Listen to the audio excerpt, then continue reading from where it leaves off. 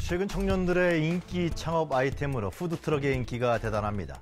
하지만 푸드트럭의 인기가 급증하는 만큼 오히려 폐업하는 푸드트럭의 수도 급증하고 있는데요. 과연 푸드트럭의 인기 비결은 무엇인지, 또 푸드트럭을 지속 가능한 사업으로 성장시킬 수 있는 방안은 없는지 알아보겠습니다. 대전과학기술대 식품조리계열학과 김용겸 교수, 한국푸드트럭협회 하역회장 모셨습니다. 안녕하십니까? 예, 네, 안녕하세요. 하역회장님, 현재 푸드트럭 규모가 계속 늘어나고 있나요? 네, 지금 계속 성장하고 있고요. 그 푸드트럭을 합법화한 지 지금 3년 차를 맞는 가운데 1,500대 푸드트럭이 지금 교통안전부에 구조 변경을 했고요. 그 영업을 이제 계속한 것은 이제 30% 수준인 400대 수준인 것으로 나타났습니다. 네, 근데 이제 나머지 1,000대가 모두 그 폐업한 걸로 오인하실 수도 있는데 그렇지는 않고요. 구조 변경만 합법으로 하고 영업은 또 지금 불법 행위를 하고 있는 걸로 또 추정이 되고 있습니다. 그래요? 불법으로 한다는 건 어디? 그러니까 이제 푸드트럭이 지금 허가받은 영업지에서만 해야 되는데 그 장소가 이제 장사가 안 되다 보니까 이탈해서 이제 자유롭게 다른 곳에 가서 영업을 하는 그런 걸로 되는 거죠. 지금 차량 구조 변경 따로, 영업 신고 따로 이런 식으로 돼 있기 때문에 이게 그거는 이제 추정치로는 거의 한 1,000대 정도가 외부에서 영업하고 있는 걸로 나타나고 있습니다. 그러면 지금 전체 푸드트럭 중에서 그 예를 들면 뭐 반불법이죠. 완전 불법은 아니고. 반은 이제 어떤 날은 합법도 했다가 어떤 날은 불법도 했다가 이런 식으로 하고 있습니다. 한 50%가 지금 계속해서 한다고 봐야 되나요? 거의 한 70, 80% 정도예요. 왜냐하면 그래요? 서울 밤도깨비 야시장 같은 경우가 영업을 할 수 있는 날을 금요일, 토요일만 주고 있습니다. 그러니까 일요일부터 목요일까지는 이제 영업을 할 수가 없어요. 갈 곳이 없는 거죠. 그런 날들은 뭐 불법으로 이렇게 하는 트럭도 꽤 있는 걸로 알고 있습니다. 그럼 창업에서 실패하지 않는, 이건 뭐라 그럴까요? 창업에서 사업을 접지 않는 비율로 봤을 때는 꽤 괜찮은 거네요. 그렇죠. 이제 통계적으로 봤을 때 그냥. 네, 맞습니다. 통계적인 얘기입니다. 저는 그냥. 네, 통계적으로는 이제 그런데 실질적으로는 그래도 영업을 계속 하고 있습니다. 푸드트럭 하시는 분들이. 그래요? 네. 교수님, 이렇게 인기를 계속 푸드트럭이 끄는 이유는 어떤 거라고 볼 수 있겠습니까? 그거는 이제 다른 외식사보다 소자본으로 창업할 수 있다는 가장 큰 이점이 있습니다. 한 뭐 2, 3천만 원? 1,200? 그렇죠. 3천만 원 내외로 알고 있습니다. 물론 이제 기자재에 따라서 5천만 원 이상 드는 경우도 있고요. 그런데 이제 보통 일반 트럭을 구입을 해서 그것도 이제 중고 트럭을 구입을 한다고 하면은 500에서 한 1,500만 원 정도 들고요. 그걸 또 개조하는 데 드는 비용이 뭐 100에서 한 200 정도, 아니 1,000만 원 정도가 이제 또 들고 있습니다. 개조도 어떤 걸 쓰느냐에 따라서 그렇죠. 가격이 다르죠. 기재재에 따라 다 틀리고 있습니다. 뭐 그러다 보니까 지금 뭐 그 트럭 그 상태에 따라서 또 그 개조하는 게 뭐 2주, 짧게는 2주, 길게는 한 2개월 정도 걸리고요. 그런데 그거보다 또 좀 더 빨리 창업을 하고 싶다, 욕심이 생기면은 그러니까 지금 개조된 중급 푸드트럭이 굉장히 많이 있어요. 현재요? 예. 그러니까 매물이래요. 그렇죠. 이제 그거를 바로 이제 구입을 해서 바로 영업도 할 수 있는 뭐 그런 장점도 있고요. 또 하나 이제 푸드트럭은 그 메뉴의 다양성이죠. 그리고 수시로 바꿀 수 있다는 겁니다. 그런데 일반 식당이나 이런 데 같은 경우는 그 메뉴를 바꾸려면 이제 뭐 메뉴판도 바꿔야 되고 간판, 인테리어 이런 거를 그러니까 많은 비용을 들여서 고쳐야 되지만 푸드트럭 같은 경우는 일부 장비만 그 고친다고 하면은 뭐 새로운 뭐 푸드트럭이 탄생하는 거죠. 뭐 그런 경우가 있고요. 뭐 오늘은 순대, 뭐 다음 달은 예를 들면 떡볶이, 뭐 예를 들면 그렇습니다. 맞습니다. 뭐 그것뿐만 아니라 뭐 햄버거라든가 여러 가지 뭐 특화된 음식 많이 하는 걸로 알고 있습니다. 맞습니다. 그리고 뭐 그 소량으로 판매하다 보니까 요즘 사회적 그 현상인 1인 가구 증가 트렌드에 좀 잘 맞지 않나. 그건 중요한 거네요. 그래서 아마 그 쉽게 창업을 하고 또 인기가 끌지 않나 싶습니다. 하역회장님은 어떻게 보십니까? 나름대로 이렇게 인기가 뭐 계속 유지되는 이유는? 네, 그 교수님이 말씀하신 것처럼 그 의견에 저도 동의를 하는데요. 예전에 이제 그 핵가족 시대, 뭐 4인 가구 시대 때는 그래도 집에서 음식을 해먹는 비중이 컸는데 요즘은 지금 1인 가구가 많이 증가를 하고 있습니다. 그렇다고 그분들이 다 외식을 하는 건 아니고요. 아침 같은 경우는 이제 간단하게 이렇게 먹으려고 준비를 많이 하다 보니까 집에도 조리를 안 해 먹습니다.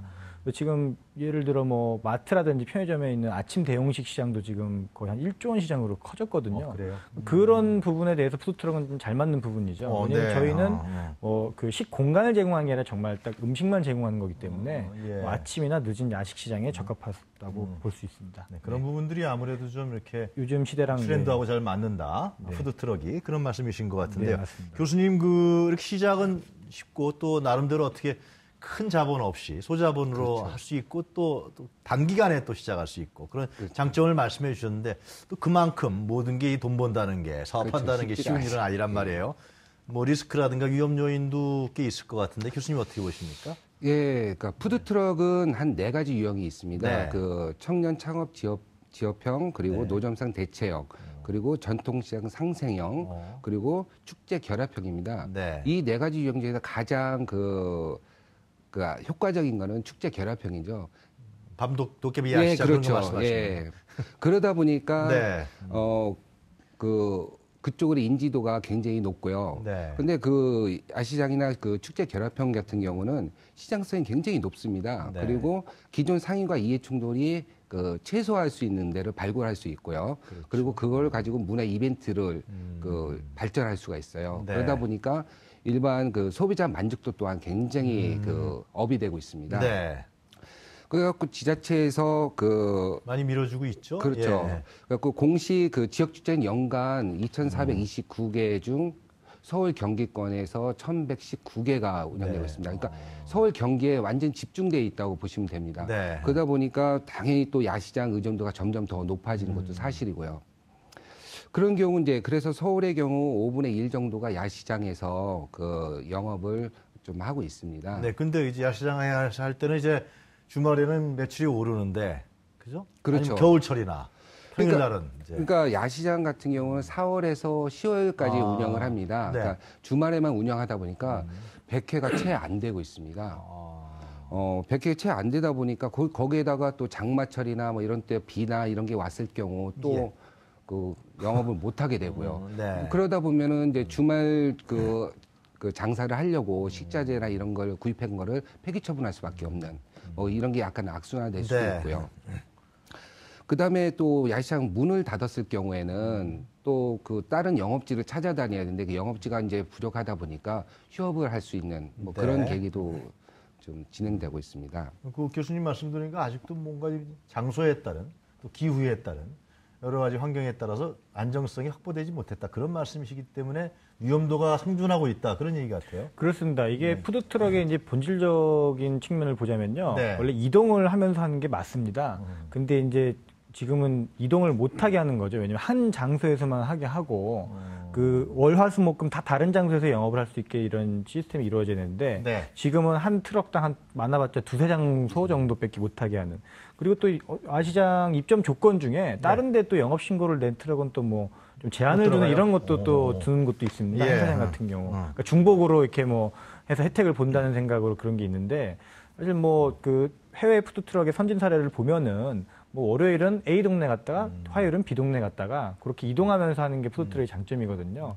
그리고 또 꼭 먹고 싶은 특화된 음식을 그 장소에 안 가더라도 우리 동네 오는 요일을 기다렸다 먹을 수 있는 그런 장점도 생길 수 있는데 아직까지는 그런 시스템이 부족하기 때문에 왜 그런 겁니까, 우리나라에서? 이제 확실히 지자체별로 또 개별적인 그런 정책이 또 다르고 또 그나마 서울시가 광역적으로 크고 인구도 많기 때문에 그런 시스템은 지금 서초 같은 경우는 서리풀 푸드트럭은 장소를 좀 이동하면서 할 수 있게 해주고는 있습니다. 서초구는 그러면은 신청을 그냥 전날만 하면 공원 가서 하고 월요일은 화요일은 어디 도심지 가서 하고 강남역 앞에서 가고 하는데 홍보가 이제 또 이루어지지 않기 때문에 돌아다닌다 하더라도 사람이 없는 사태가 발생합니다. 그래서 이 푸드트럭의 운영 장소가 고시되는 거를 해외 사례 같은 경우는 이렇게 공시를 이렇게 해줍니다. 공고에다가 인터넷 홈페이지에다가 우리 서초구 푸드트럭이 월요일은 어디입니다. 그런 식으로 좀 홍보를 해주면 좀 더 수월하게 영업할 수 있는데 아직까지는 우리나라는 그게 잘 이루어지지 않고 있습니다.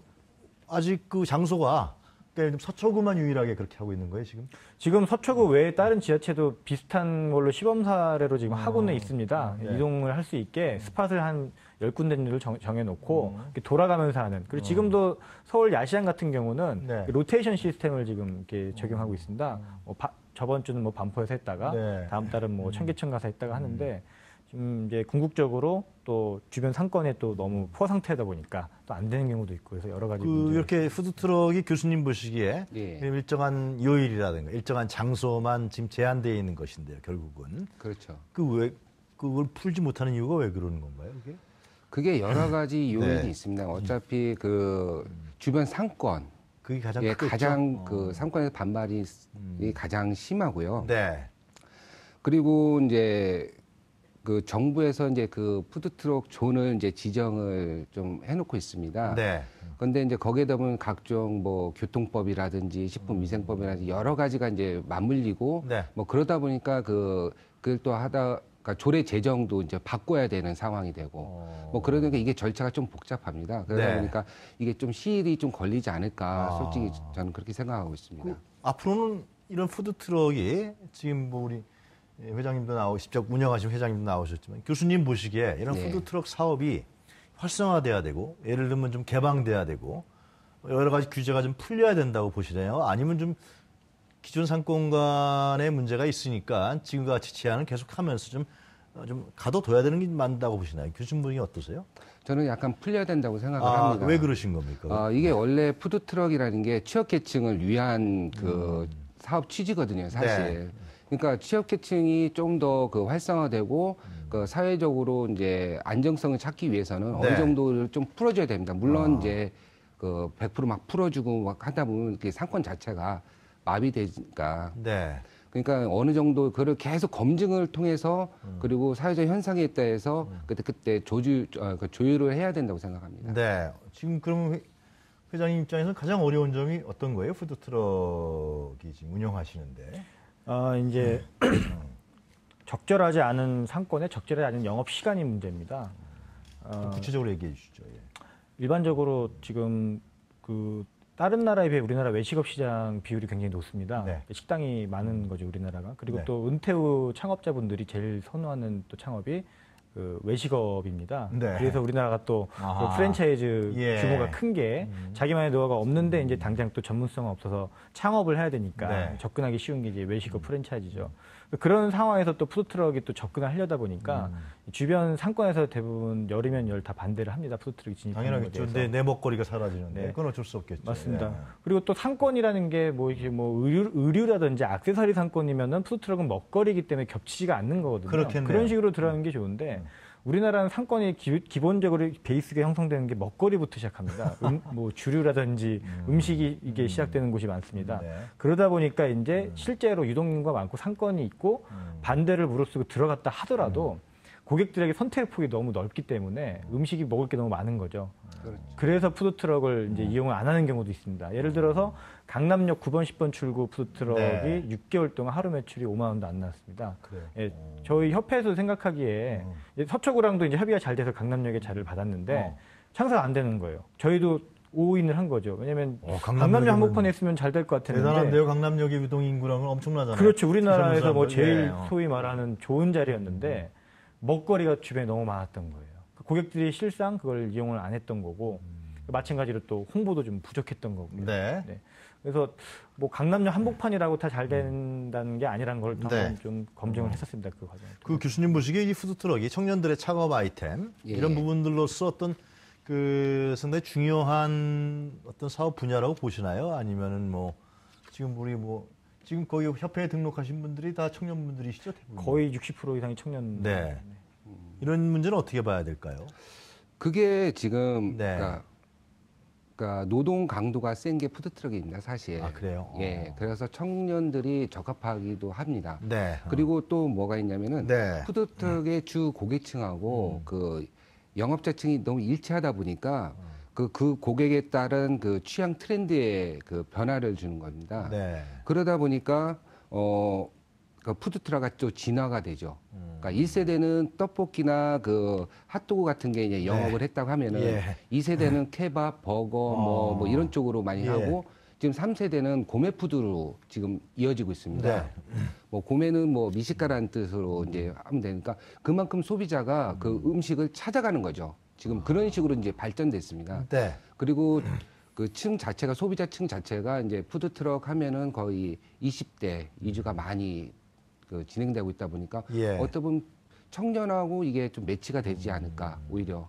그래서 그 어떤 이제 좀 먹거리에 대한 그렇죠. 뭐 좀 개발이라든가 뭐 소비자에게 또 제공한다는 측면 이런 부분으로 봤을 때는 뭐 시장 입장에 봤을 때도 결코 발전적이다 이렇게 볼 수가 있는 건가요? 그렇죠. 청년들이 이제 아이디어를 내서 또 소잡으로 창업할 수가 있고. 예, 그래서 청년들이 하는 그 푸드트럭이 거의 이제 성공한 케이스 중에 네. 그 꼽히고 있습니다. 사실. 아, 그래요? 예, 예. 자, 그렇다 그러면은 이제 지금 이제 회장님하고 교수님 말씀을 들어보니까 결국 푸드트럭이 여러 가지 창업 아이템으로서 중요한 요소를 갖고 있는데, 그리고 청년들의 또 창업이라든가 이런 걸 통해서 일자리를 통해서. 근데 그러나 제약 요건은 결국 이제 합법적인 존재 공간 이런 부분들이 막혀 있는 상황인 것 같은데요. 그러나 그럼에도 불구하고 하여튼 계속해서 푸드트럭이 계속해서 이 인기를 끌고 있다는 것은 나름대로 성공적인 요인이 있지 않나 생각이 드는데요. 한번 그런 걸 좀 몇 가지 좀 짚어보죠. 김 교수님 보시기에 성공하는 푸드트럭의 특징 이거 어떤 게 있겠습니까? 그러니까 아까 그 전에 금방 말씀드렸지만 네. 그 트렌드를 읽는 겁니다. 트렌드를 읽어야 된다. 예. 그리고 이제 1인 아까 말씀드렸지만 네. 1인 가구가 증가 트렌드 이게 어떻게 겹친 거죠. 네. 그리고 그 음식 자체가 고메푸드다 보니까 네. 이제 다양한 메뉴가 이제 나오기 시작하는 거죠. 그러니까 그 일반 레스토랑이나 이런 식당에 가서 뭐 하나를 주문하게 되면은 여러 가지가 또 시켜야 네. 되는 경우, 그리고 양도 많고. 그런데 이제 푸드트럭 같은 경우는 이제 소량으로 판매를 하다 보니까 네. 이제 거기서 제가 취향에 맞는, 그러니까 내가 먹을 수 있는 양만큼만 네. 이제 그 골라서 먹을 수 있는. 뭔가 좀 예. 다른 스타일의 그런 그렇죠. 이제 그 먹거리를 제공하고 있다 그런 말씀이신 것 같네요. 예. 화혁 회장님 어떻게 보세요?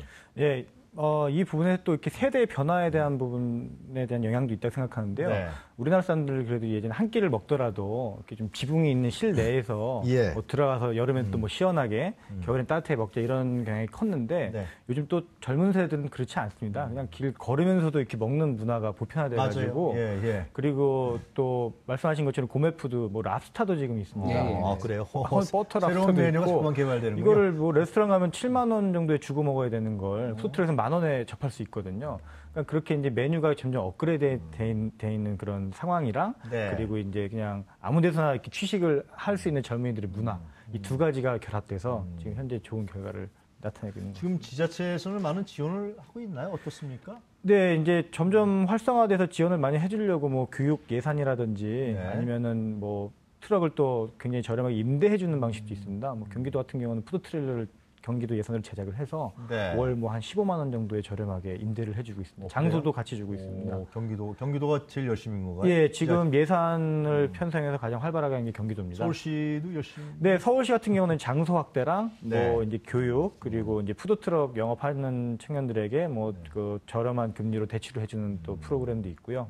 뭐 정책적으로는 지금 많이 활발하게 이루어지고 있습니다. 암도깨비 야시장은 실제로 많은 그 지원책 중에 하나라고 볼 수가 있는 거죠? 네, 그렇습니다. 이제 네. 개척지를 그렇게 발굴을 해서 네. 서울시가 지금 운영을 하고 있고 뭐 많은 수입을 올리는 청년들이 있기 때문에 네. 우리나라에서 가장 성공한 지금 정책 중 하나는 반도깨비 여의도 하고요. 여의도 반포, 반포. 예, 또 그 그쪽에 동대문 DDP, DDP. 청계천 청계천. 주변에 이렇게 있고. 교수님도 나가보셨습니까? 지나가서 한번 먹어봤습니다. 어디 가서 드셔보셨어요? 그러니까 DDP? 예, 예. 맛있어요? 예, 나름 맛있더라고요. 아, 그래요? 예. 그 뭐 아이들하고 같이 가셨었나요? 아니요, 저는 그냥 저 혼자. 이게 영구차 가셨군요. 예. 예.